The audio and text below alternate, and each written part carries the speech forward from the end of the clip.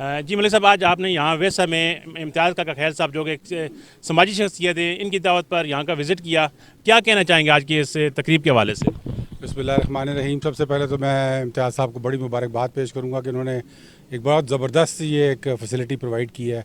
मैं समझता हूँ सिर्फ छज के लिए नहीं बल्कि पूरे ज़िले के लिए मैं समझता हूँ कि एक नायाब फैसिलिटी है। इनके यहाँ पर कमरे भी हैं, स्विमिंग पूल भी हैं और 5 स्टार लेवल की इन्होंने फैसिलिटी बनाई है वैसा गाँव के अंदर। तो ये एक जो शख्स मैं समझता हूँ कि एक विजन के साथ आगे देख सकता है वही काम कर सकता है। तो इम्तियाज़ साहब को बड़ी इसकी मुबारकबाद, इनका मैं शुक्रिया भी अदा करता हूँ। इन्होंने आज हमारे पूरे ग्रुप को यहाँ पर दोस्तों को दावत दी है ताकि वो ईद मिलन पार्टी भी कर सकें और आकर इनकी फैसिलिटी भी देख सकें।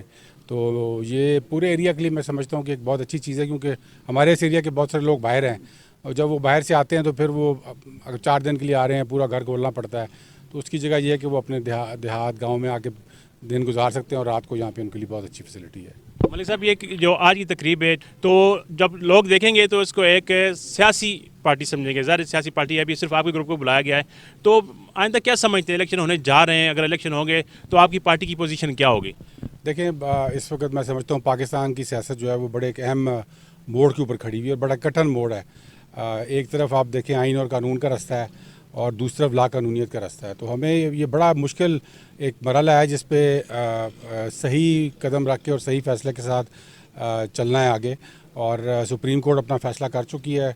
हल जो है वो सिर्फ इस वक्त जो नज़र आ रहा है वो यही है कि साफ़ और शफाफ इंतखाबात कराए जाएँ ताकि अवाम की नुमाइंदा जो भी हुकूमत आती है वो इस मुल्क को इन मुश्किलात से आगे निकाल सके। तो उसके लिए इमरान खान साहब के जो जदोजहद है वो यही है कि इस वक्त जल्द अज जल्द इलेक्शन कराए जाएँ।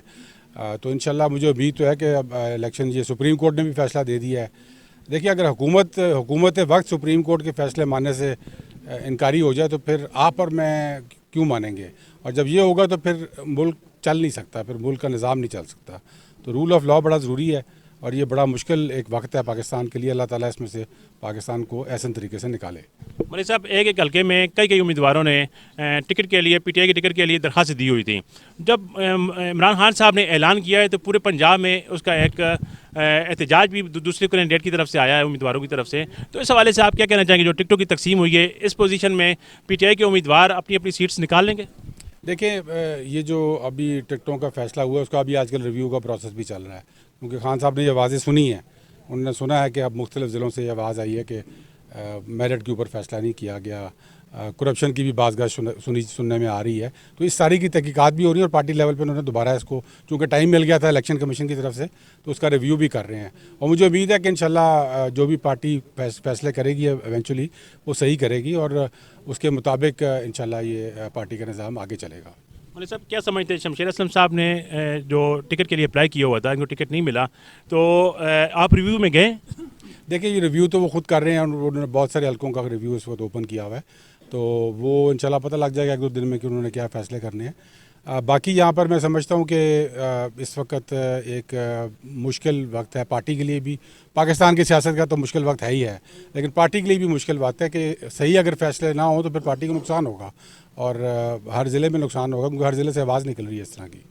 थैंक यू मलिक साहब, थैंक यू।